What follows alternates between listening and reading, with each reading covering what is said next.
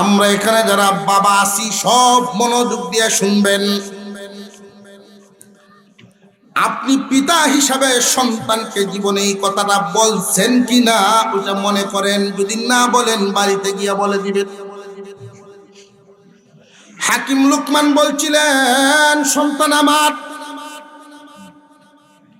ও আমার কলিজার টুকরা, আল্লাহর সাথে কাউকে শরীক করবা না।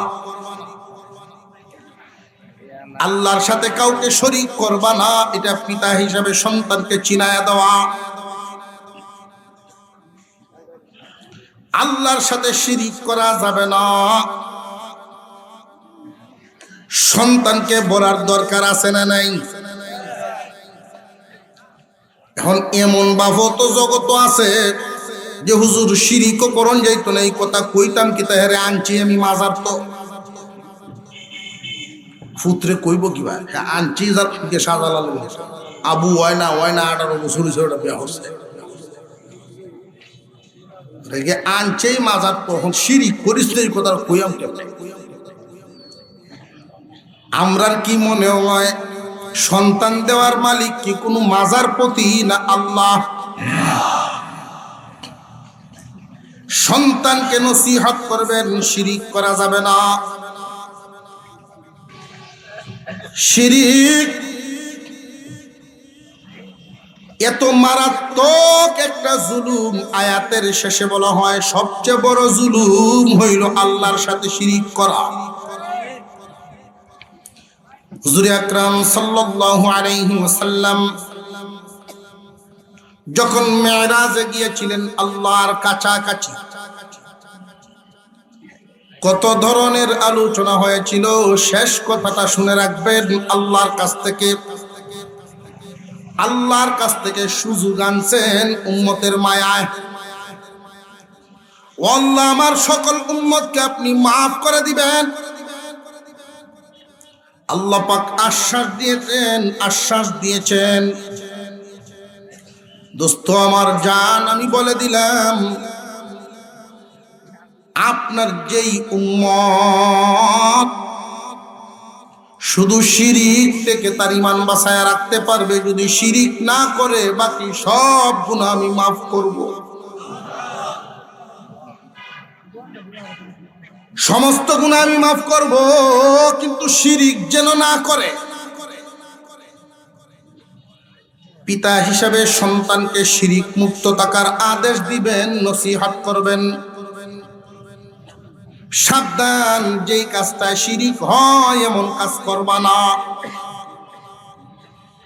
শিরিক দুই ধরনের, একটা বড় শিরিক, একটা ছোট শিরিক। বড় শিরিকটা আল্লাহর ক্ষমতায় অন্য কাউকে ক্ষমতাবান মনে করা, আর ছোট শিরিক লোক দেখানো ইবাদত। এইখানে যে আমরা আসলাম, মাহফিলে যে আসলাম, উদ্দেশ্য একটা আছে না নাই? কি উদ্দেশ্য? রাজীবপুরি দেখতে নিয়েছি।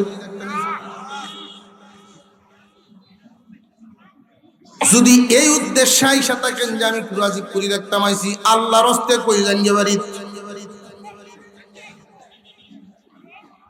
আর যদি আল্লাহর হস্তে এসে দেখেন রাজীবপুরি আইলো না আইলো বা কখন আইলো, এটা একটা ফ্যাশন শুরু হয়েছে।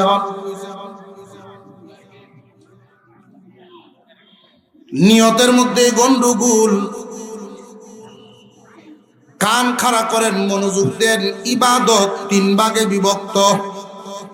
কয় ভাগে? হয়তো শারীরিক, আর না হয় মালি, আর না হয় উভয়টা মিলে। হয়তো ইবাদত হবে শরীর দিয়া, না হয় হবে মাল দিয়া, আর না হয় দুটা দিয়া। খুব সাবধান, শরীর দ্বারা ইবাদতও শিরিক করা যাবে না, মালের ইবাদতও শিরিক করা যাবে না, দুটা মিলেও ইবাদতও শিরিক করা যাবে না। লোক দেখানো কিচ্ছু না, একমাত্র যা করব কার জন্য? ইয়্যাকা না'বুদু ওয়া ইয়্যাকা নাস্তাঈন। একমাত্র তোমারই ইবাদত করি এবং তোমার কাছেই সাহায্য কামনা করি। ইবাদত একমাত্র কার জন্য? জবান খুলে আওয়াজ দিয়ে এখন কার জন্য? যেই মানুষটা আল্লাহর সন্তুষ্টির জন্য মাহফিলে আসছেন, আল্লাহর সন্তুষ্টির জন্য, ঘর থেকে কদম বাড়ানোর সময়ই আল্লাহ রব্বুল আলামিন একজন ফেরেশতা ঘরের দরজায় পাঠাইছেন। আপনি যখন রওনা দিলেন ঘর থেকে মাহফিলে আসবেন, উদ্দেশ্য কি? যে আলেমদের নসিহত কোরআন হাদিস থেকে শুনবো। আমলের নিয়তে যখন রওনা দিলেন, একজন ফেরেশতা আপনার ঘরের দরজায় গেছে। পাঠাইছেন কে? আরো জোরে আওয়াজ, আরো জোরে কোন। আমি জানি না কার কার ঘরের সামনে আল্লাহ ফেরেশতা পাঠাইছেন। যারা নিয়ত সহি ফেরেশতাও পাইছেন। ফেরেশতার দায়িত্ব হলো আমার বান্দা যতটা কদম লাগায় মাহফিল পর্যন্ত যাবে, এই কদমগুলো গণনা করবে। প্রত্যেকটা কদমের বিনিময়ে 10টা করে নেকি দাও, 10টা গুনাহ মুছে দাও। যতক্ষণ পর্যন্ত আলেম উলামাদের এই মজলিসে বসে থাকবে, আলেম উলামাদের মজলিসে যতক্ষণ বসা থাকবে, ততক্ষণ বৃষ্টির মতো রহমত নাজিল হইবে। وَإِذْ قَالَ لُقْمَانُ لِابْنِهِ وَهُوَ يَعِظُهُ يَا بُنَيَّ لَا تُشْرِكْ بِاللَّهِ إِنَّ الشِّرْكَ لَظُلْمٌ عَظِيمٌ। আল্লাহ বলেন, স্মরণ করো তোমরা ওই দিনের কথা যখন হাকিম লুকমান তার ছেলেকে উদ্দেশ্য করে নসিহত করছিলেন। হাকিম লুকমানের এই কথাটা আল্লাহর কাছে এতটাই ভালো লাগছিল, ছেলেকে নসিহত করাটা। মহান মাওলাই করিম কুরআনুল করিমের আয়াত বানায় নাযিল করে দিয়েছেন, কিয়ামত পর্যন্ত যেন আমরা শিক্ষা নিতে পারি।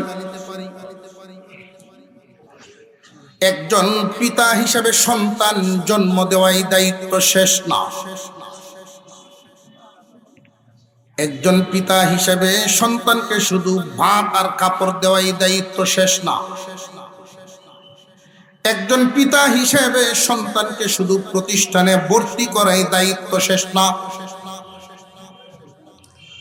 প্রত্যেক গার্জিয়ানের জন্য সন্তানকে পারিবারিকভাবে তার শিক্ষা দেওয়ার দায়িত্ব আছে। পিতা হিসাবে সন্তানের জন্য কিছু নসিহত, পিতা হিসাবে সন্তানকে আমরা কি নসিহত করব খুব ভালো করে বুঝে রাখবেন। আমরা এখানে যে বসলাম, এটা একটা ক্ষেত, জমিন। আল্লাহর পয়গম্বর বলেন, দুনিয়া মাযরাআতুল আখিরাহ। এই পৃথিবী আখিরাতের ক্ষেত স্বরূপ। আল্লাহর পয়গম্বর ক্ষেতের সাথে তুলনা দিলেন, কারণটা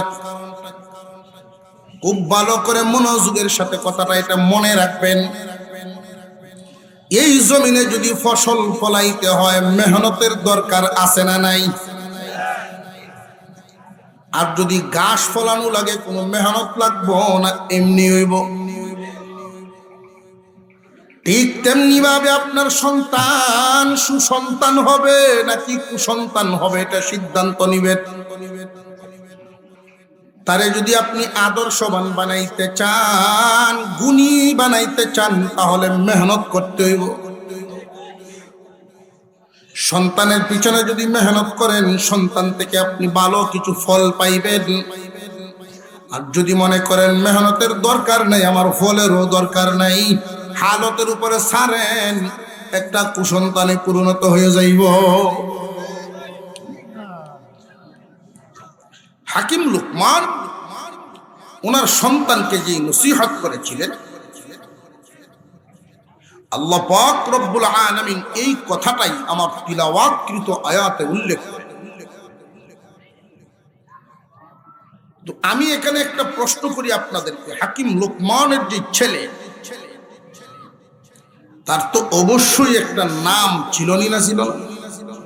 আর একটু জোরে কর, ছিল। কিন্তু এখানে সেই নাম উল্লেখ করা হয়। এখানে আমাদেরকে একটা সবক দেওয়া হলো, উনি ইয়া বুনাইয়া বলে ডাক দিছিলেন। আমরাও তো সন্তানকে ডাক দেই, আমরা ডাকের ডিজাইন বিভিন্ন সময় বিভিন্ন ধরনের। বর্তমান সময়ে পিতার ব্যবহারে, মাতা পিতার আচরণের কারণে তাদের অজান্তেই অনেক সন্তান খিটখিটে মেজাজ এবং বেয়াদবে পরিণত হয়। সন্তানকে শুধু বাদ কাপড় দেওয়াই দায়িত্ব না আচরণও দিতে হবে? আচরণ শিক্ষা দিতে হবে।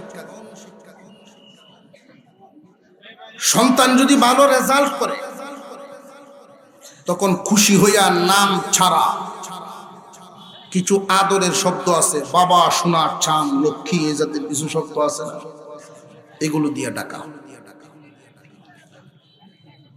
সন্তানকে যদি নসিহত করতে চান আদরের সুরে ডাক দিবেন, উপদেশ দিতে চান আদরের সুরে ডাক দিবেন।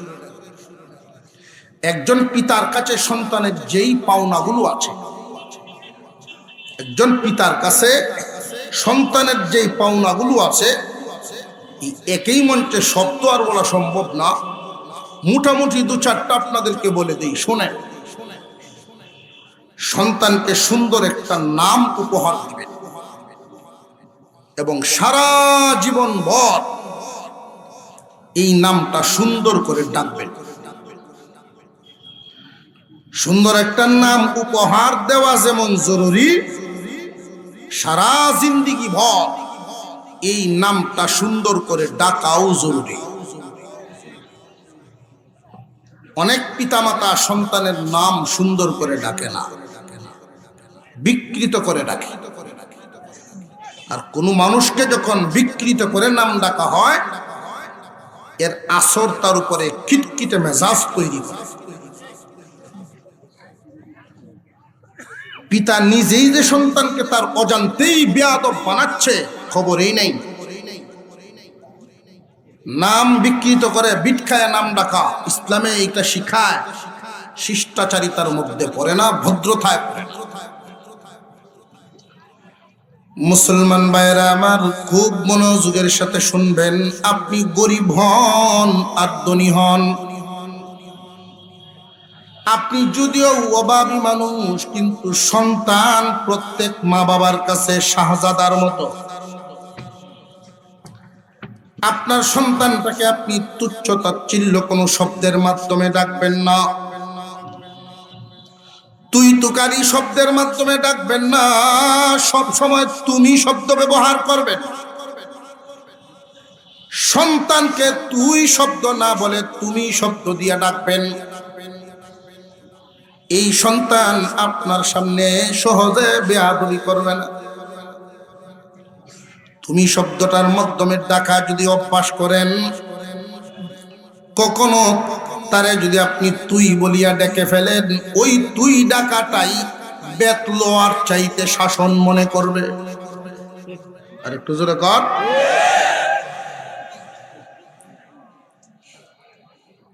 সন্তানকে সুন্দর একটা নাম দেওয়া জরুরি। এই নামটা সারা জীবন ভর সুন্দর করে ডাকাও। সন্তানকে তুমি বলে সম্বোধন করবেন, মনে থাকবনি। সন্তানের সামনে কখনোই মিথ্যা বলবেন না। মা বাবা নিজের অজান্তে নিজের হাতে ধরে ধরে সন্তানকে বেয়াদব বানাইতেছে, খবরই নেই। বিছানায় শুয়ে শুয়ে বন্ধুর সাথে কথা বলতেছে। 5 বছর বা 6 বছরের বাচ্চাটা বাবার পাশে দাঁড়ায় রয়েছে, মোবাইলে কথা কয়, বন্ধু যদি জায়গায় কই আসস, কয় আমি বাজারও। বিছনাত শুইয়া কয় গুনানো। এই 5 বা 6 বছরের বাচ্চা বাপের কথা শুনে সে চিন্তা করতেছে, বাবা বিছনাত কয় বাজারও, কথা মনে হয় এমনি কোয়া লাগে। মিথ্যা শিখাইল না শিখাইল না? মিথ্যা শিখায় দিবে। সন্তানের সামনে কখনো মিথ্যা বলবেন না, অশ্লীল শব্দ বলবেন না। সন্তানের সামনে এমন কোনো কাজ করবেন না, সন্তানের সামনে এমন কাজ করবেন না যেটা ইসলামেও নিষেধ, সামাজিকভাবেও লজ্জাকর। সামাজিকভাবেও লজ্জাস্কর এবং ইসলামেও নিষেধ, এমন কাজ করবেন না। পারিবারিক শিক্ষা একটা গুরুত্বপূর্ণ বিষয়। মাদ্রাসায় পড়াশোনা করাইবেন, স্কুলে পড়াশোনা করাইবেন, ওইখানে খাতা কলমে শিখবে যেই পরিমাণ, এর চেয়ে দ্বিগুণ শিখবে আপনার ঘরে।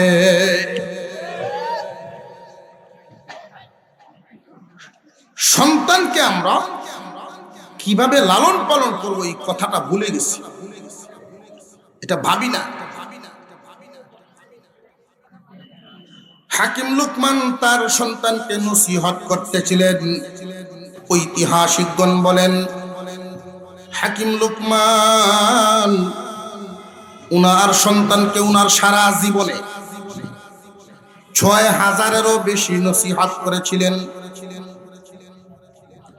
সন্তানকে 6000-এরও বেশি নসিহত করেছিলেন। সবগুলো তো আর একসাথে জমা করা সম্ভব না। এই 6000 নসিহতের সার নির্যাস মুহাক্কিক উলামায়ে কেরাম এই 6000 নসিহতের সার নির্যাস 4 কথার মধ্যে আনছেন। একজন পিতা তার সন্তানকে যেন নসিহত গুলো জীবনে করতে পারে, পিতা হিসাবে 4টা কথা মনে রাখবেন এবং সন্তানকে এই নসিহত গুলো করবেন। হাকিম লুকমান যেই 6000 নসিহত করেছিলেন, এর সার নির্যাস 4টা নসিহত। ইহফাজ আরবাআন ফি আরবাঈন, রে বাবা 4 বস্তুকে 4 জায়গায় হেফাজত করবা। সন্তানকে যদি বাবায় নসিহত করে, আদরের সুরে ডাক দিবেন, খুব রাগান্বিত সুরে না, নসিহত করার সময় আদরের সুরে ডাকবেন। ইহফাজ আরবাআন ফি আরবাঈন, 4 জায়গায় 4 বস্তুর হেফাজত করবা রে বাবা। 1 নাম্বার, ইহফাজ আইনাইকা ফি বুয়ুতিন নাস, চোখের হেফাজত করবা বাবা। বুয়ুতিন নাস, মানুষের বাড়িতে। বহু আগের কথা, কিন্তু এটা এই জামানার না। হাকিম লুকমান মানুষের বাড়ির কথা বললেন কেন? রাস্তায় মহিলা, বাজারে মহিলা আছে না নাই? আরো জোরে কর। বরং বর্তমান সময়ে দেখা যায় বাড়িতে যেই পরিমাণ নারী, রাস্তায় এর চেয়ে বেশি।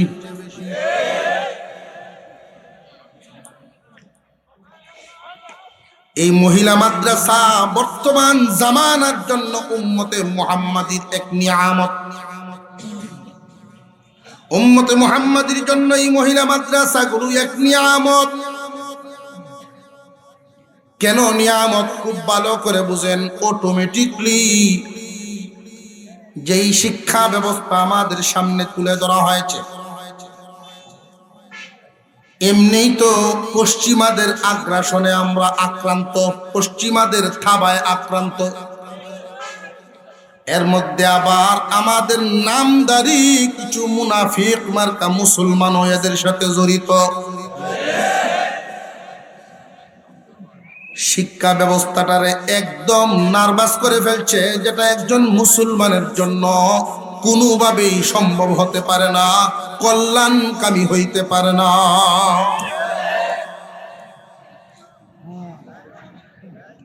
হাকিম লুকমান যে বলছিলেন, বাবা চোখের হেফাজত করবা মানুষের বাড়িতে, তৎকালীন জামানায় কোন নারীদেরকে রাস্তায় বাজারে পাওয়া যাইতো না, মহিলারা বাড়িতেই থাকতেন।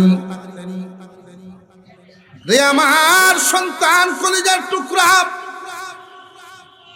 তুমি যদি কারোর বাড়িতে যাও, এই অবস্থায় চোখের বড় হেফাজত করবা। কেন জানোনি? তুমি যদি কারোর দিকে চোখ তুলে তাকাও, তোমার গুনাহও হবে, ওদের কাছে তোমার ওজনও কমবে। গুনাহ তো হবেই দুনিয়াদারির ক্ষেত্রে। যেই ছেলেটা বারবার নারীদের দিকে তাকাবে, মহিলারা মানসিকভাবে তারে পাতলা মানবে। আরো জোরে কর। সম্মান দিয়ে দেখবে না, সম্মানের চোখে দেখবে না, ওজনী ভাবে দেখবে না। হাকিম লুকমান বলেন, বাবা আমার, মানুষের বাড়িতে চোখের হেফাজত করবা, কিন্তু এই জামানার জন্য শুধু মানুষের বাড়িতে নয়, সন্তানকে নসিহত করার সময় বলবেন, রে বাবা, রাস্তায় বাজারে সর্বহালতে ভিন্ন নারীদের থেকে চোখের হেফাজত করবা। চোখ এমন একটা মারাত্মক, খুব ভালো করে বুঝেন, গুনাহ শুরুই হয় চোখের দৃষ্টির মাধ্যমে। আগে দেখে, এরপরে ভাবে, তারপরে শুরু করে। চোখের গুনাহটা খুব মারাত্মক। আল্লাহ কোরআনে নিষেধ করে দিয়েছেন যে মুসলমান, চোখের হেফাজত করো। একজন পিতা হিসাবে সন্তানকে এই নসিহত কেউ করছেন, এরকম কয়জন হওয়া যায়? 2 নাম্বার, ইহফাজ লিসানাকা ফি মাজালাসাতিন নাস। মানুষের মজলিসে যখন যাও, জিহ্বার হেফাজত করবা। হাকিম লুকমান তার ছেলেকে নসিহত করেন। 6000 নসিহতের মধ্যে এই 4টা হলো সার নির্যাস। 1 নাম্বার দিলেন চোখের হেফাজত। এখন বলতেছেন জিহ্বার হেফাজত করবা, জিহ্বার হেফাজত।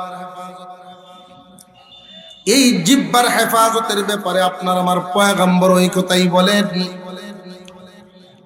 যার জবান এবং লজ্জাস্থানের জিম্মাদারি নিবে, রে আমার মায়ের উম্মত, কেউ যদি জবান এবং লজ্জাস্থানের, মুখের এবং লজ্জাস্থানের জিম্মাদারি নিবার পারো, আমি তোমার জিম্মাদারি নিব। তুমি যদি এই 2 অঙ্গকে গুনার কাছ থেকে বাঁচাইতে পারো, আমি তোমাকে জান্নাতে নেওয়ার জিম্মাদারি গ্রহণ করলাম।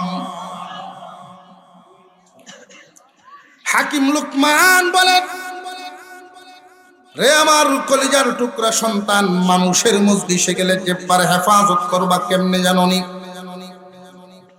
10-12 জন 5-7 জন এক জায়গায় বসা আছে, ওইখানে গিয়েই তুমি বক্তব্য শুরু করবা না। আগে গিয়ে ওখানে বসো, কোন ধরনের আলোচনা হচ্ছে আগে শুনো। যদি দেখো কারোর ব্যাপারে সমালোচনা হচ্ছে, সুজা আস্তাগফিরুল্লাহ পরে, মনে মনে আস্তাগফিরুল্লাহ পরে এখান থেকে উঠে চলে আসো। ওইখানে যদি কারোর ব্যাপারে গীবত হয়, বসবে না, সেখান থেকে চলে আসো। আর যদি ইলমি আলোচনা হয়, তাহলে মনোযোগ লাগায়া কথাগুলি শুনো। যদি প্রয়োজন দেখা দেয় কথা বলার, এমন কথা বলবা যেই কথায় কোনো দূষণীয় থাকবে না। জিহ্বার বড় হেফাজত করবা। তিন নাম্বার ইহফাজ মি'দাতাকা আলা মাইদাতিন। চার নাম্বার পেটের হেফাজত করবা দস্তরখানের সামনে।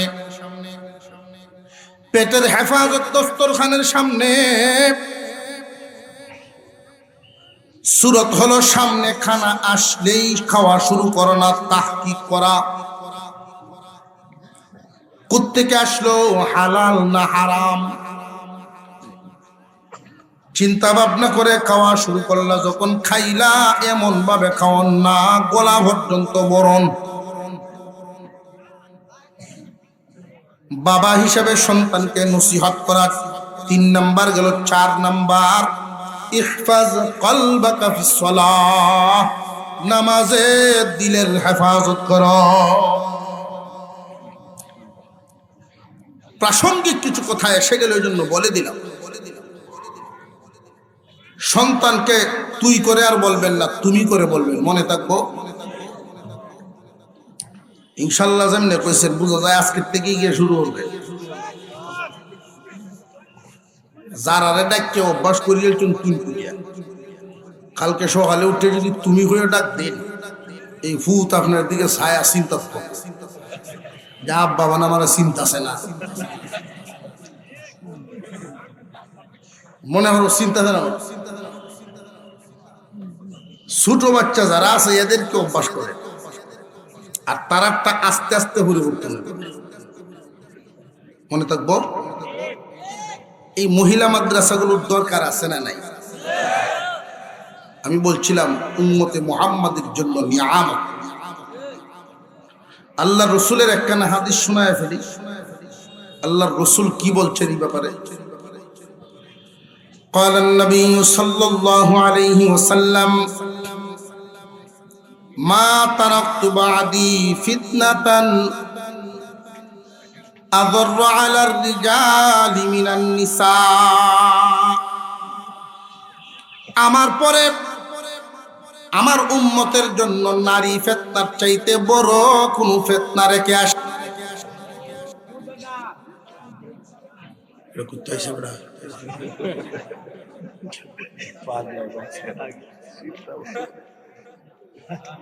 বহু ধরনের লোক আছে,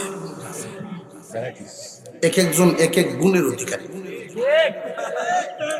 এজন্য একসাথে যখন জন্মে যায় সব গুণী লোক, সব গুণ একসাথে ওই একটা শক্তিশালী গুণে পরিণত হয়।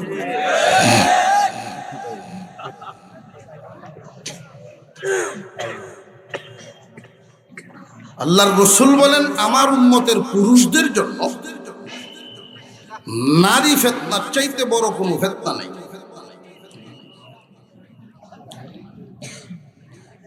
অথচ আমরা এখানে যারা আছি প্রত্যেকেই তো কোনো না কোনো নারীর সন্তান।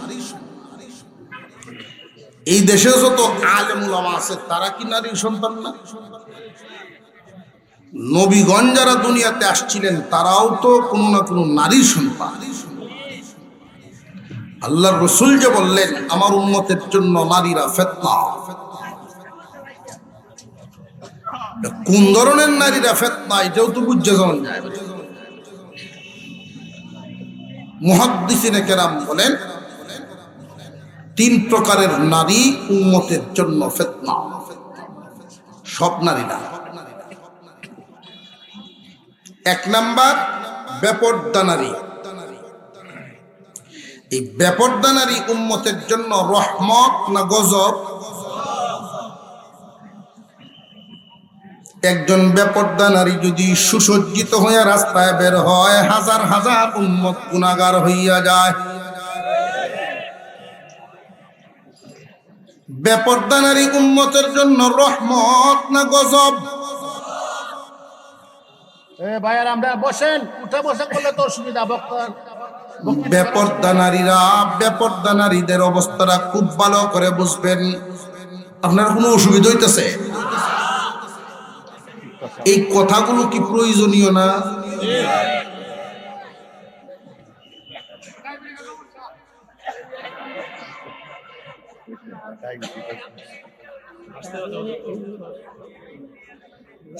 আল্লাহ পাক রব্বুল আলামিন আমাদেরকে যেখানে আনছেন, জায়গাটা বরকতি, রহমতি, জান্নাতের বাগান,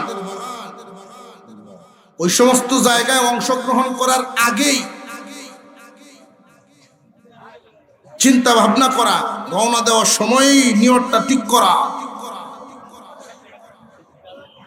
আমি তো ভাবছিলাম যে এই বিষয়টা শেষ করে তখন এই আয়াতের শেষ অংশটার মধ্যে যাব। বেপরদা নারী উম্মতের জন্য রহমত না গজব? বেপরদা নারী উম্মতের জন্য গজব। বদকার নারী এর এক নাম্বার নিশানা হইল সে বেপরদা। বেপরদা নারীরা বরের জন্য কখনো সাজে না, পরের জন্য সাজে।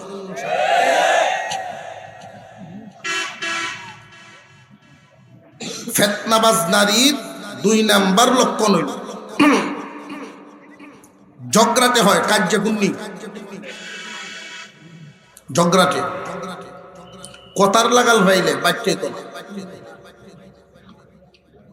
ঝগড়াতে হয়। ছোট বাচ্চাদেরকে নিয়ে ঝগড়া লাগবো পাশের ঘরের মানুষের সাথে, সারা দিন এফএম রেডিও সুইচ দিয়ে দিলে যেমন খালি বাস দিতে হয়, এইটাও সারাদিন বাস দিয়ে থাকবো, বাস দিয়ে থাকবো। কামও করে, কার্যও করে। এমন বিটেন হুন চুন দেখছো, কামও করে, ঝগড়াটে নারী ফিতনাবাজ। তিন নাম্বার, যে সমস্ত নারীরা অতি লোভী হয়, অল্পে সন্তুষ্ট না। তারে যদি আপনি 1000 দিয়ে একটা শাড়ি দেন, তবু সে সন্তুষ্ট না, 2000-এর প্রস্তাব জানায়। স্বামীর ইনকাম কি এদিকে না তাকায় শুধু চাহিদাই পেশ করবে। কিতা দিছো আমারে, বড় অফার 16টা শাড়ি, আমারে যে বেশ সময়টা দিছিল এইটাই, আর মুরাদ নাই, এই জাতের শব্দ দিয়ে বেটার মন করে আনবো খুন। আল্লাহর রাসূল বলেন, এই ফিতনাবাজ নারী আমার উম্মতের জন্য গজব, আর একটা নেককার নারী উম্মতের জন্য রহমত। এই মহিলা মাদ্রাসাগুলোতে নেককার মহিলা তৈরি হয়। বর্তমান সময়ের জন্য উম্মতে মুহাম্মাদি এই মহিলা মাদ্রাসাগুলো তাদের জন্য এক নিয়ামত। পৃথিবীর ইতিহাসে কোন নেককার লোক, ওলিয়া উলিয়া, গৌস কুতুব বদকার মহিলার পেটে জন্ম নেয় নাই। কাফেরের ঘরে নবীর ইতিহাস পাওয়া যায়, কাফেরের ঘরে নবী হইছেন, কিন্তু কোন কাফের নির ঘরে নবী হয়েছে এটা শুনছি না। বুঝলেন? আমাদের মা বোনদেরকে পর্দায় রাখা, নিয়মের ভিতরে রাখা কতটুক জরুরি। বাপ দুষ্ট হয়ে গেছে, এর আসর সন্তানের উপরে যতটুকুন পড়ে, এর চেয়ে 1000 গুণ বেশি আসর পরে যদি মা দুষ্ট হয়। এই জন্যই মহিলা মাদ্রাসাগুলো আমাদের জন্য রহমত। আর আমরা যারা এখানে মেয়ের বাবা আছি, যাদেরকে আল্লাহ মেয়ে নামক নিয়ামত দান করেছে, মেয়েদেরকে বাবা অনেক সময় ঠকায় দেয়, অথচ এই মেয়েটা বাপের কলিজার টুকরা। ছেলেদের প্রতি যতটুকু টান, এর চেয়ে মেয়েদের প্রতি বেশি থাকে। আর মেয়েরাও মারে যতটুকু মহব্বত করে, বাপের এর চেয়ে বেশি মহব্বত।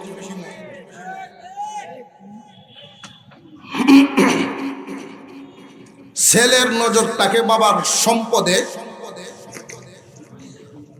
আর মেয়েদের নজর থাকে বাপের চেহারায়।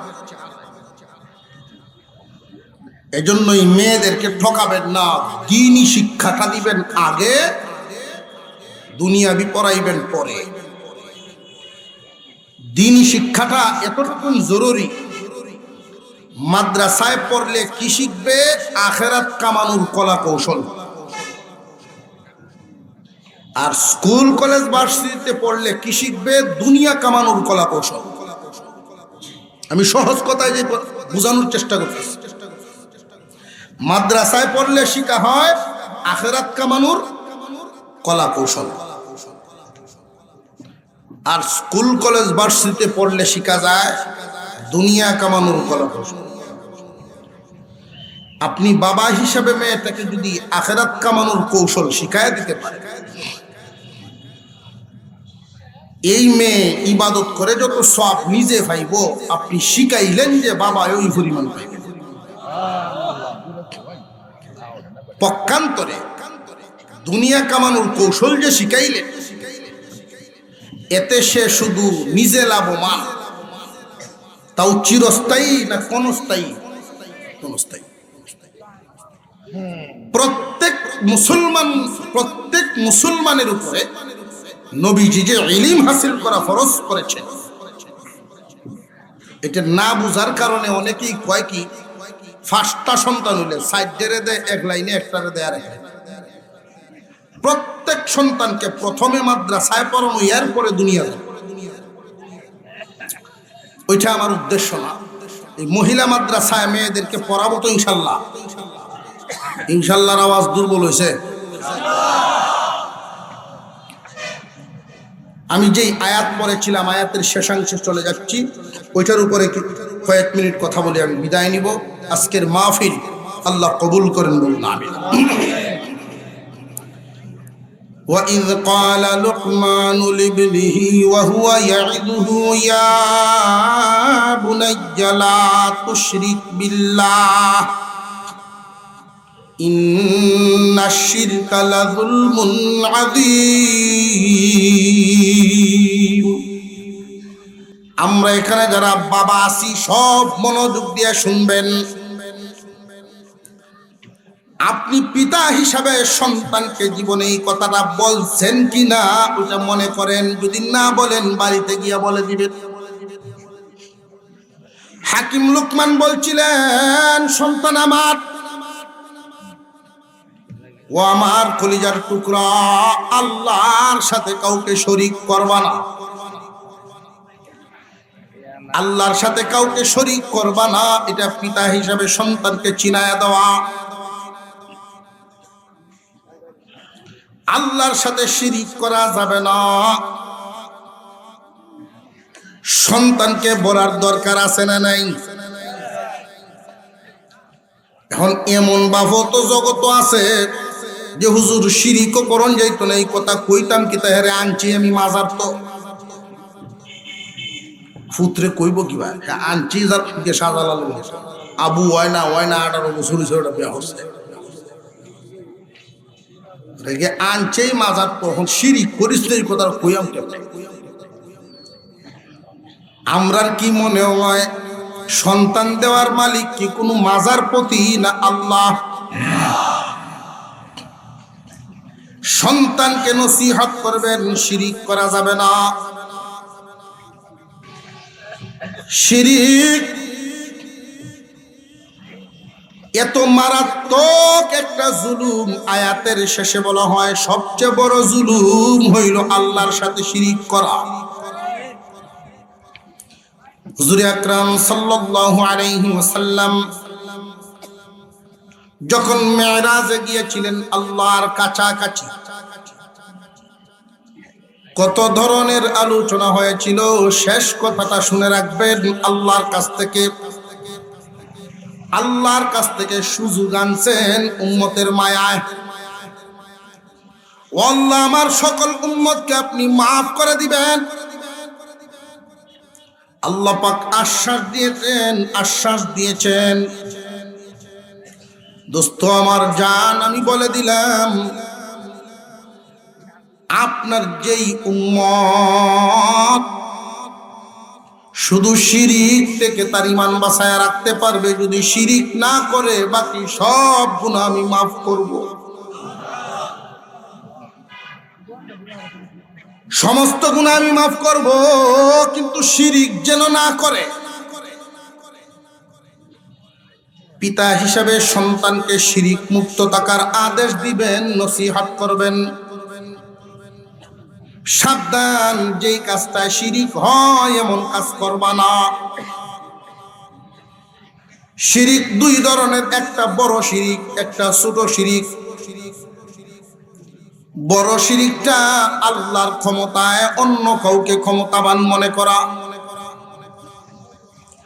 আর ছোট শিরিক লোক দেখানো ইবাদত। এইখানে যে আমরা আসলাম, মাহফিলে যে আসলাম, উদ্দেশ্য একটা আছে না নাই? কি উদ্দেশ্য? রাজীবপুরি দেখতে নিয়েছি। যদি এই উদ্দেশ্যে আইসা থাকেন যে আমি রাজীবপুরি দেখতাম আইছি, আল্লাহর হস্তে কই জানিয়ে বাড়ি। আর যদি আল্লাহর হস্তে এসে থাকেন, রাজীবপুরি আইলো না না আইলো বা কখন আইলো, এটা একটা ফ্যাশন শুরু হয়েছে।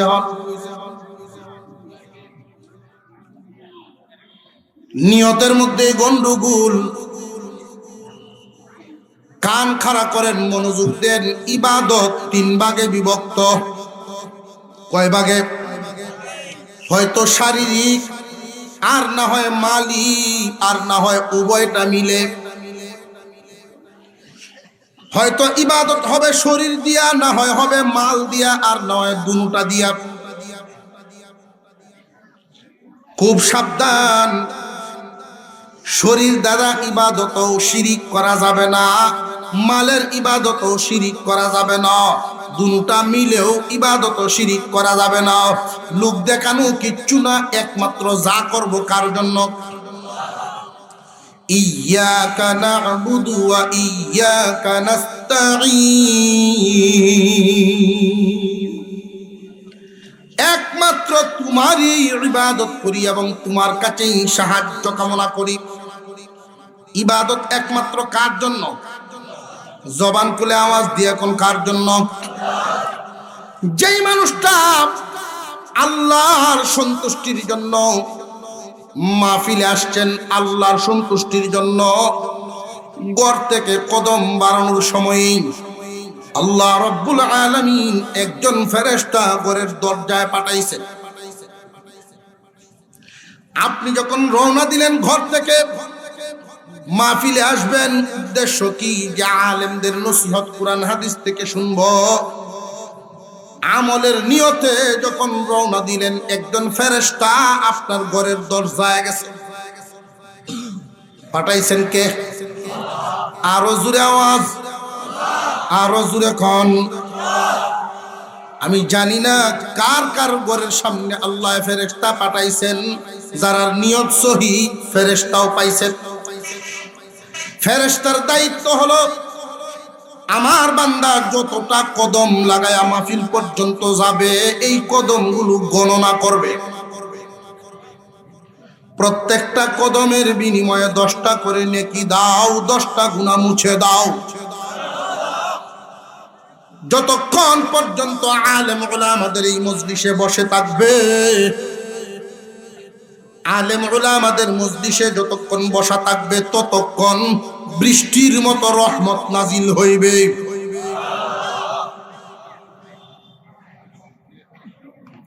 শারীরিক ইবাদতের মধ্যে লোক দেখানো আছে না নাই?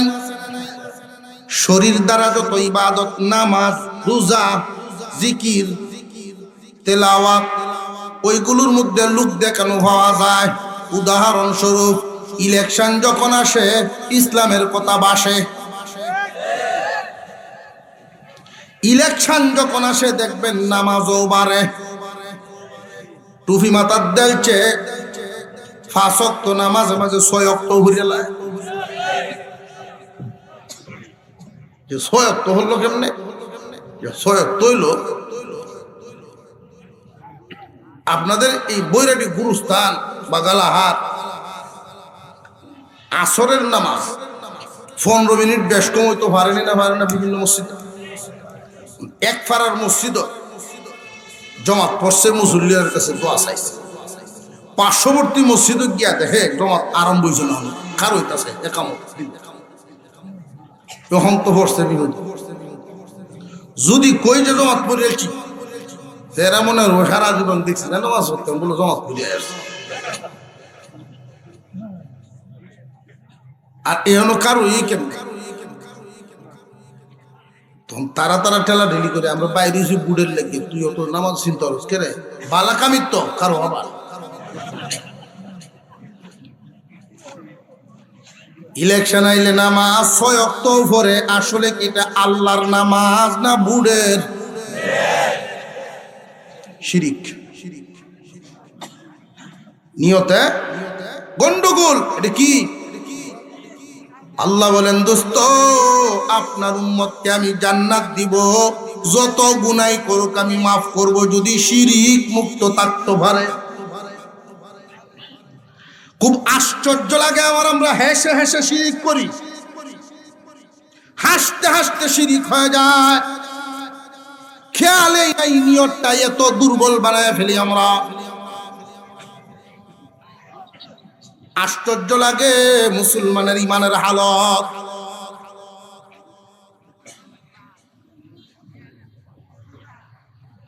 দুই নাম্বার এমন মানুষ আছে একটা আত্মীয় করছে বেটা সব নামাজি যে বাড়িতে আত্মীয় করছে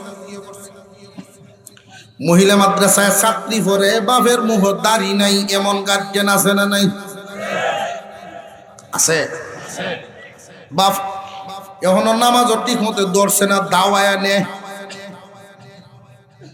হুজুর যদি কোনো সময় মিটিং রাখেন গার্জেন মিটিং এই দিন একটা টুফিয়া তৈরি লইয়ে এমন গার্জেন আছে না ওনার মেয়ে আলেম হয়ে উঠছে আর আলেমের কাছে বিয়া দিছে বেওয়ার বাড়ির সব নামাজ বেড়া গেছে একদিন বেড়াইতো আসরের ভোট থেকে যে বেওয়া এন্ট্রি আলোচনা আরম্ভ হয়েছে মাগরিবের আজান করছে কয়ে যায় নামাজ আন রে আমরা সবাই নামাজ পড়ি নাই ওই বেওয়া কয়ে রে আমি তোর নামাজ বুঝি অভ্যাস নাই যে সব নামাজ হচ্ছে ওখানে আমি কি করতাম খার হইছে আল্লাহর নামাজ না বেওয়ায় বেওয়ায় নামাজ। আমি একদিন আসরের নামাজ পড়তাম এক আত্মীয় বাড়ি মসজিদ দূর তো এই বাড়ির যিনি মুরব্বী যে তালুই আয়ের নামাজটা হরি বেটা না হরে